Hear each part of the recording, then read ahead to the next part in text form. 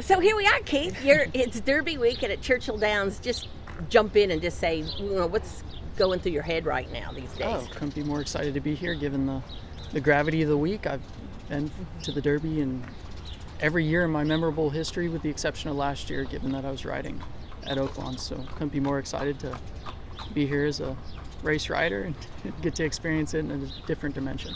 Yeah, for those of us that aren't you, what is the difference between the many years you were here with your dad and some excruciating defeats, including, I assume you were here for Epicenter. Right. and then now when you're going to be in the starting gate?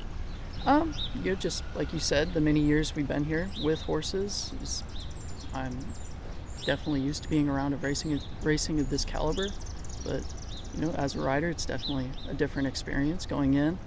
Not too nervous or anxious, just given a lot of variables out of your control, given the week leading up to the race. There's nothing you can do as a jockey. Go into the race prepared the same way I usually always do, and just couldn't be more excited for the experience. Your dad said when we were talking about you that there isn't a scenario that could really happen in the Derby or in a race that you all haven't talked about over the kitchen table at some point or another. Absolutely. Just like you said, my biggest mentor, supporter, and coach, and for him to support me all the way, it's definitely fired up. Were you surprised that Wayne, speaking of coach, that Wayne, famously after you won the Honeybee on Lemon Muffin, and he asked, if you were busy, May 3rd or whatever, were you kind of surprised? Because history, of course, is full of young riders winning prep races, and then the Hall of Famer gets on come entry time. Right. Not surprised. I had a lot of success with Wayne at Oaklawn and tried to keep the snowball rolling and just roll into something. Talk about that with the Honeybee, obviously your first race stakes and everything. With that filly, what was your level of confidence going into that race, and what is it about her that you think kind of makes her a real life contender this weekend? Awesome. Always really loved the filly, given that she was running 3/4, got beat by two nice fillies in Blue Squall and Tanya Showers, and was really excited to stretch her out, even given the difficulty of the Honeybee going in there as a maiden, but always thought the world of her and was super excited for her to stretch out. So, yeah. When she ran the way she did, it was definitely exciting, but we weren't surprised. Yeah. Her last race, is that just a thing where you just draw kind of a line through it? Coach said she was just a little bit flat the day after. Is that something you just kind of draw a line and move I agree. on? Just a little flat and just draw a line through it. Yeah. And obviously Justeel, he put in a really, really great run in Arkansas. Again, just kind of, what are your impressions with him? I know he's kind of like this big gangly kid who's sort of still growing into himself. Absolutely. And just incredibly impressive horse that has competed at the pinnacle of the sport for the duration of his career. Broke his maiden at Saratoga, won the Ed Brown here, and has raced in every prep at Oaklawn. And so, a horse that has his ability and mindset as a competitor, it's hard not to have a bunch of confidence in him. It's really been a whirlwind year.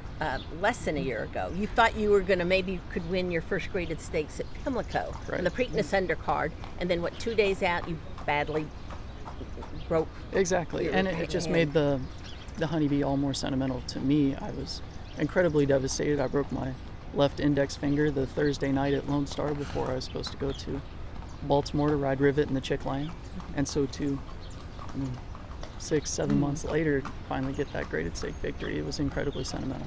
And that had to be hard while you were, on the ground that time, because you are tall and stuff like that. And just, did you think, this can't be where my career ends?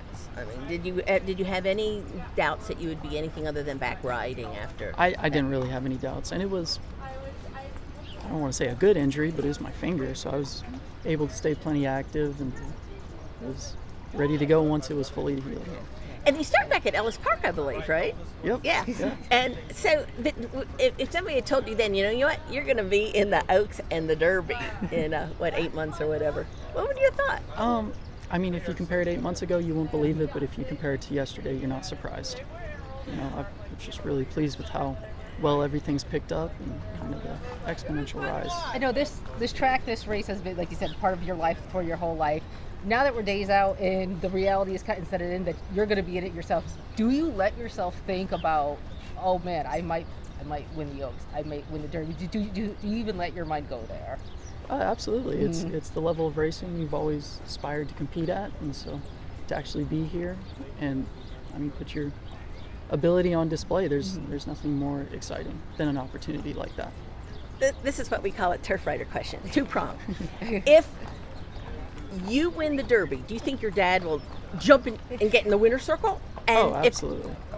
What about if he wins the Derby? Will you jump and get in the winner's circle? I hope so. I hope so. And it's just, we've been here so many times before, experienced my whole life, and for either one of us to get a Derby win, it's like, I like when you bring up the hypothetical. It's like, what if he wins? What if you win? I was like, I love this hypothetical. One of us wins the Derby. I know. See, this is different this year. The Asmussen fam's coming in with a two-pronged attack, you know, at it. So. I did ask him how about watching the race. He's certainly used to watching multiple horses in a race. I said, but he'd be watching, track fan, but then he'd be looking back to see where peeking back or stuff. And I said, or peeking in front, wherever. And so I said, well, what about Julie, your mom? I said, would it be the opposite with her? And he said, yes, and I would take no offense if she was. And there's a funny story with that, like the Arkansas Derby. He had 3 in the race, and I was riding Just Steel. His riders come back after the race. He said, what happened? I was watching Keith. What happened? Oh, yeah. No, but Is this? When you decided, if it wasn't for COVID, would you be here? I don't know. That's a really good question. I always really wanted to, but that was just kind of growing up around the racetrack and getting on horses all the time. And admittedly, I don't know. It's just COVID was kind of something that kicked me in the butt to try it. Because for the video, because there was no in-person classes, and you were able to just take your classes virtually. And previously, I'd only ever gotten on horses for month, 2-month stints, spring break, winter vacation during the summer, and COVID hit. My classes went remote, and I was able to gallop for 3 continuous months while I was still taking classes. And that summer rolled around, and I just kind of had the transparent conversation with my parents. I was like, I don't care if it's one race, it's just something I want to try. Yeah, because you have your master's in accounting, right? Right. Yeah. Yeah. Well, in fact, Wayne said this has to be unprecedented in the history of the Derby, that both the jockey and the trainer have master's degrees. So I don't know if that puts you in the winner's circle. It doesn't but give it us a makes head start, does it?